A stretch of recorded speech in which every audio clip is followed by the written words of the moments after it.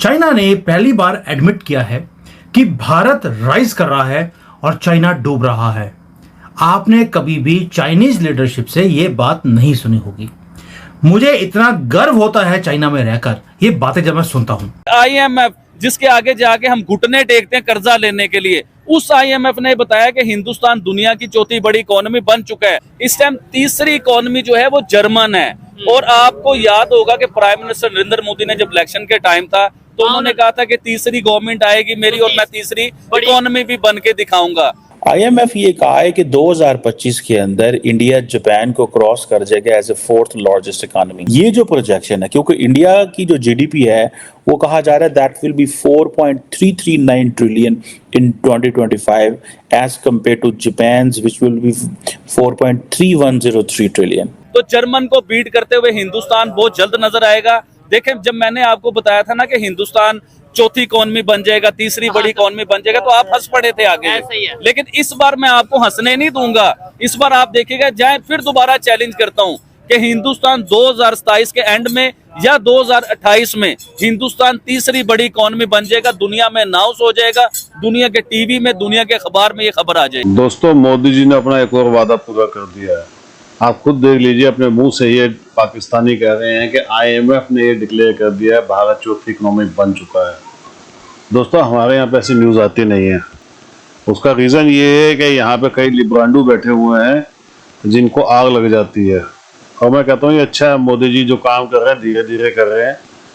कुछ धीरे, थोड़ा सा टाइम और रुक जाइए, बहुत कुछ होने वाला है। दोस्तों, आप देख लीजिए, वक्फ बोर्ड का काम कर दिया ना, मदरसों का काम हो गया ना, देखते जाइए धीरे धीरे मोदी जी क्या करते जाएंगे। इनको हवा भी नहीं लगेगी। 102 टन सोना मंगवाया था मोदी जी ने, पता ही नहीं लगा किसी को हुआ क्या है। जब भारत पहुंच गया, सेफ में चला गया, तब पता लगा। अब चीन खुद अपने मुंह से कह रहा है कि भाई साहब भारत आगे निकल रहा है बहुत तेजी से और हम डूब रहे हैं। वीडियो देखेंगे आपको आगे पूरी समझ में आ जाएगी। दोस्तों, चीन अपने मुंह से एडमिट कर रहा है। पहली बार कभी ऐसा नहीं हुआ, पहली बार उसने एडमिट किया है।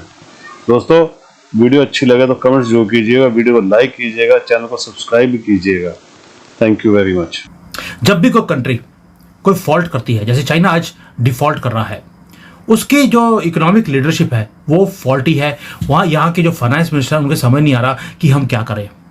और जो चाइना के शी जिनपिंग है, ही इज नोन कि वो आयरन ग्रिप के साथ वो पूरे कंट्री को चलाते हैं। एक लोग बोलते भी हैं कि ये डिक्टेटर की तरह ये काम करते हैं।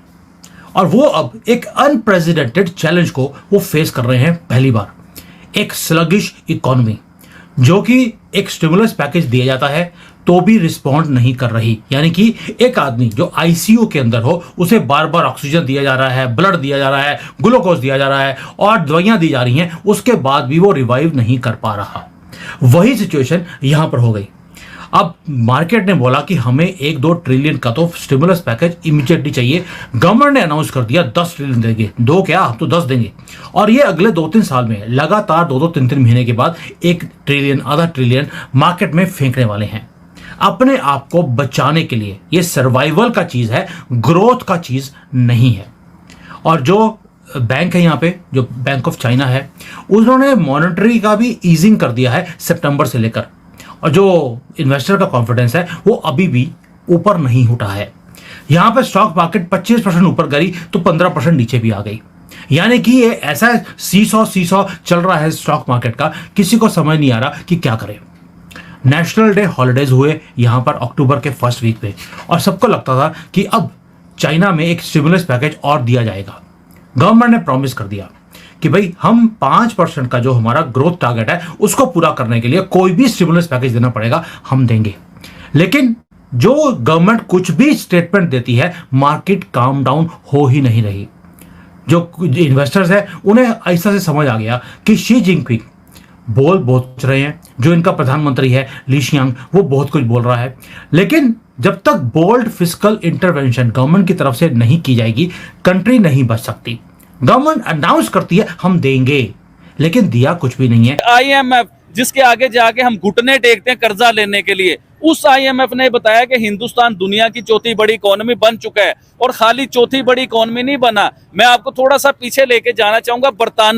बरतानिया जिसने हमारे ऊपर, हिंदुस्तान के ऊपर राज किया, बड़े सगीर पाक हिंद होता था, इधर हमारे पर राज किया, जैसे चोरियां की, जैसे बहुत सी चीजें निकाल के अपने मुल्क में लेके गए, इवन के बड़ी ज्यादतियां की, बड़े जुल्म किए इस बड़े सगीर पाक हिंद के ऊपर उसने। तो हिंदुस्तान ने कान से पकड़ के उसे बीट किया, उसे दुनिया की 5वीं बड़ी इकोनॉमी खुद बना हिंदुस्तान। तो ये बहुत बड़ा उन्होंने काम किया, जिससे मेरा भी दिल खुश होता है कि बर्तानिया को पीछे छोड़ा और बर्तानिया की औकात बताई कि तुम हमारे ऊपर चढ़ के जो हुक्मरानी करते थे, आज हमने तुम्हें कान से पकड़ के दुनिया की इकोनॉमी में पीछे किया। उसके बाद आए आप जापान के ऊपर, जिसे बीट किया उसकी तो बात कर ही नहीं रहे हो, जापान के ऊपर आप आए। जापान की आपको याद होगा इलेक्ट्रॉनिक्स चीजें आप ले लीजिए, जापान की कारें ले लीजिए, जापान की कोई भी इलेक्ट्रिक चीज आप ले लीजिए, वो बड़ी मशहूर और बड़ी क्वालिटी वाली बड़ी आउटस्टैंडिंग चीज होती थी। इवन के मैं अपने घर में देख रहा हूँ जूसर और एक इस्त्री, कपड़े इस्त्री करने वाली जो इस्त्री होती है, ये बचपन से मैं देख रहा हूँ मेरे घर में जापानी यूज हो रही है, आज तक खराब नहीं हुई, छोटे मोटे काम निकल आते हैं। यानी कि जापान इतना सॉलिड और इतना मजबूत, गाड़ियां बनाने में दुनिया में पहले नंबर, इतनी मजबूत गाड़ी वो बनाता था। उसकी इवन के गाड़ी क्या बनाता था, हिंदुस्तान ने गाड़ियों में भी बीट किया जापान को, अपनी गाड़ी बहुत ज्यादा एक्सपोर्ट की। आपको पिछली खबर याद होगी ये वाली, पिछले साल की खबर है। जी हाँ, बहुत ज्यादा गाड़ियां एक्सपोर्ट की हिंदुस्तान से। आज सिर्फ गाड़ी एक्सपोर्ट गाड़ियों में नहीं काटा उसने, हिंदुस्तान को इकोनॉमी में भी काट दिया है। जापान चौथे नंबर पे बैठा हुआ था, तो हिंदुस्तान ने उसे काट के जापान को खुद चौथे नंबर पे आ गया। तो ये बहुत बड़ी। IMF ये कहा है कि 2025 के अंदर इंडिया जापान को क्रॉस कर जाएगा एज ए 4th लार्जेस्ट इकोनॉमी। ये एक नया एस्टिमेट आया, जो इंडिया की जो ग्रॉस डोमेस्टिक प्रोडक्ट है, ये that will basically surpass Japan in 2025 और 4th लार्जेस्ट इकोनॉमी, ये IMF कह रहा है। पिछली प्रोजेक्शन ये गलत थी, वो कह रहे हैं जो पिछली प्रोजेक्शन थी वो और थी, वो 27 तक थी।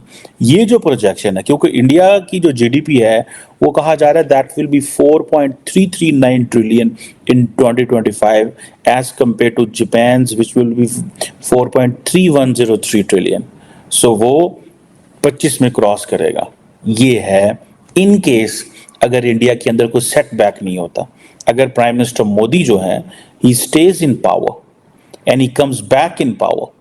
याद रखिएगा, बिकॉज इस वक्त हर बंदा इंडिया में एक ही बात कर रहा है, 75% पॉपुलैरिटी रेट है, ये है वो है, नरेंद्र मोदी पावर में आएंगे, ये होगा वो होगा। लेकिन अगर ऐसा नहीं होता तो देन ऑब्वियसली चीज़ें चेंज भी हो सकती हैं, बिकॉज जब नई हुकूमत आती है, नए फाइनेंस मिनिस्टर, नई पॉलिसीज, नया कुछ, नई डीलिंग्स, बहुत कुछ ऐसा होता है। सो इस सिलसिले में सेटबैक हो सकता है। लेकिन सिंस ये बात चल रही है कि प्राइम मिनिस्टर मोदी ने ही पावर में आना है, तो this is going to be huge win for India. और ये जो IMF का फोरकास्ट है वो ये था, सॉरी, जो अक्टूबर में था पिछले, वो था कि इंडिया जो है वो जापान को 2026 में क्रॉस करेगा, जर्मनी को 2027 में क्रॉस करेगा। सो 26 और 27 था। सो प्राइम मिनिस्टर मोदी के जो अगले 5 साल हैं, द नेक्स्ट 5 years, इंडिया जो है is going to be the 3rd largest economy in the world.